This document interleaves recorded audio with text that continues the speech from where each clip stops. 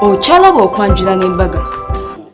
Bani mukasera kano tugenda kwaniriza mami eyazaala omukyalo mulungi Juliet na Muleme mami katusanyusa okulaba webale kuzaala omwana kahaga kako bannange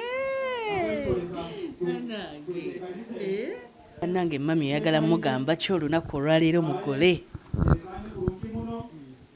Mami mwebaza nebaza Katonda yakozesa mami nankuza bulungi.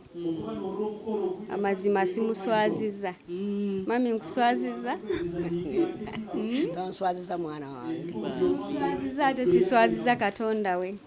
Mami nkwebaza webale kundera bulungi, webale kunkuza bulungi. Singa teyali mama bino byonna tebyali baddewo. Nkwebaza mama. Essanyu ly'omuzadde oliwulira. Nsabira buwangazi maama wange. Mukama amwongere obulamu. Alabe nate kubisinga ku bino. Mulinnya erya Yesu. Amiina. Mami, omwana we oyagala mugamba kisoko nga wazaala omwana omulungi. Omulabye olwaleero. Mulabye. Omulabe bw'anyumye. Mulabye. Ye wuwe oba mulala? Wange. Mwana wange njagala kumwebaza ebintu byonna byankoledde. Obutanswaza. Mwana wamuzala nga wampisa nnungi era nga bwe mulaba yava buto nga wampisa nnungi nga gye nkomeza nti nnungi. Mwana wange mwebaza Omukama mukulebe mu byonna byonna tumubeerera birungi yankolera bulungi buli kimu nga mukozi mulungi muwulize nga muteefu mwetoowaze mukkakkamu era nga bwe mumulaba bw'atyo. Kati kuleko oyongera ate okunyumirwa omukolo. Kale nnyabo. Kale maama. Kale bambi tova ku Delta TV katuyongera okunyumirwa omukolo. Charitas by the World be banyambaza be bankozeko n'akaviiri tulina Charitas School of Beauty basomeseza abaana eby'enviiri. Tova abo Njovu Junior School enansana wamala gyoba otwala omwana wo ate Njovu Estates osobola ogula poloti ku kibanja mpola basangibwako Nansana Business Center bannaffe abanjovu. Katunyumirwa omukolo nkwagala nnyo. From the moment jena kwekwatana ebyange byakyuka kati ndi mwana wa mwami onkoledde birungi nayimba onkoledde birungi natanga onkoledde birungi nakutendanga onkoledde birungi bitagambika I will praise you all my life. Dance for Jesus. Jesus.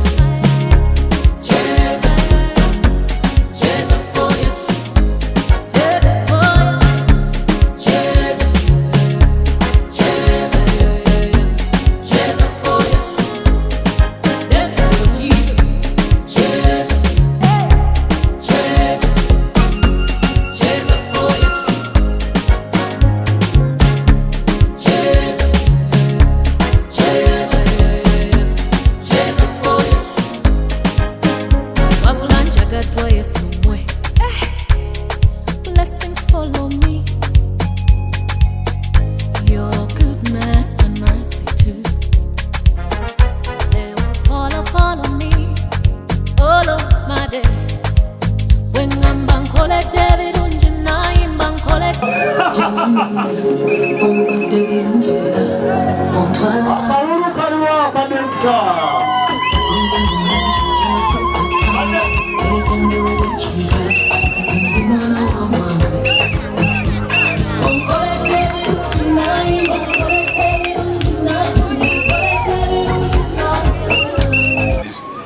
Kusabasebo oyikirize na Muleme Juliet mutwalire kimukandi kikumuleka kyaleero mazina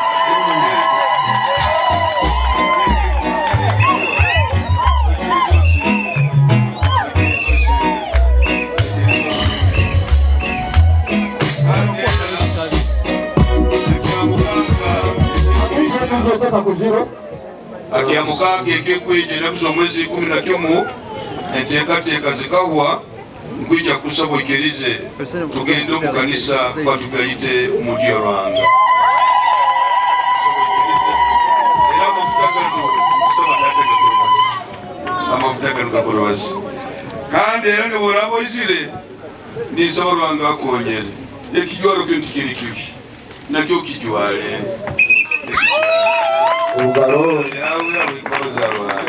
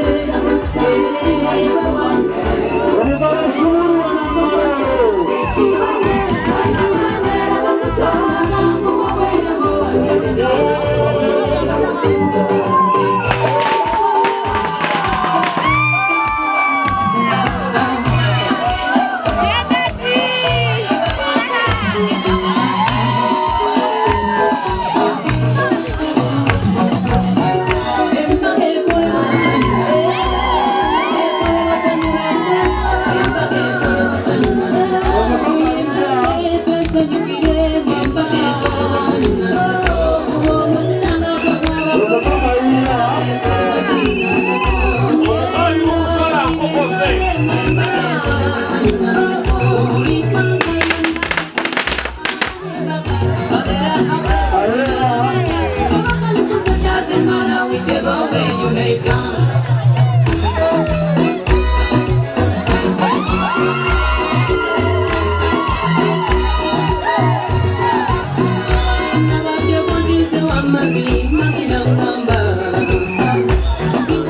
Biri kitundu emu kitundu n'akatundutundu kamu 0. Eke ono DJ bannange mudongo ate yatambula ne bamawaya.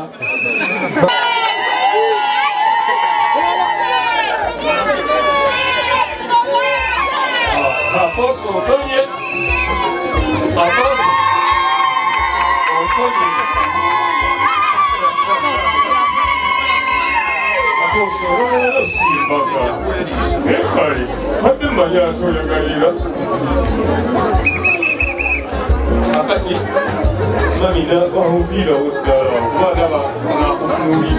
Badde nsaba abakyala bamuyambeko abawala abo.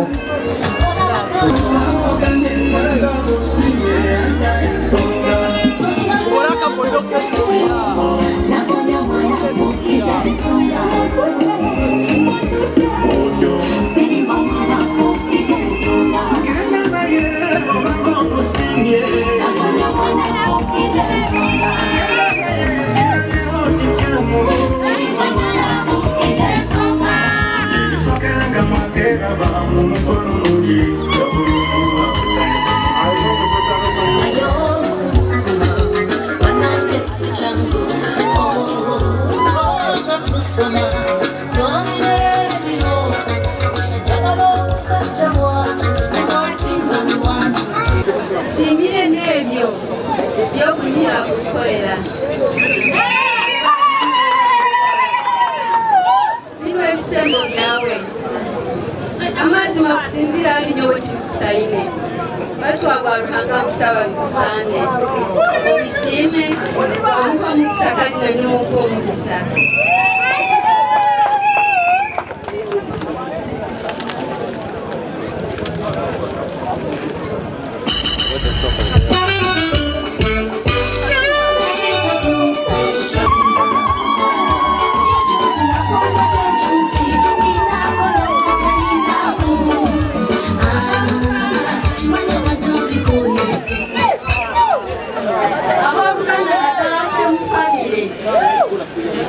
Olwaleero mbanjulira emmere profeti gy'asinga okwagala.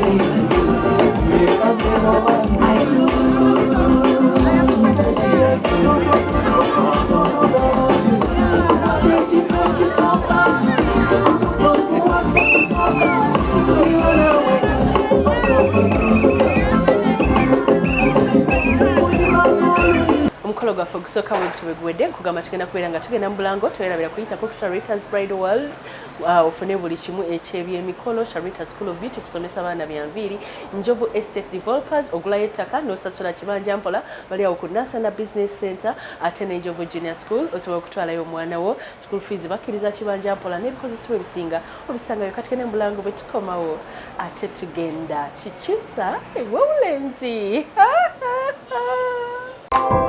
Okyalaba okwanjula n'embaga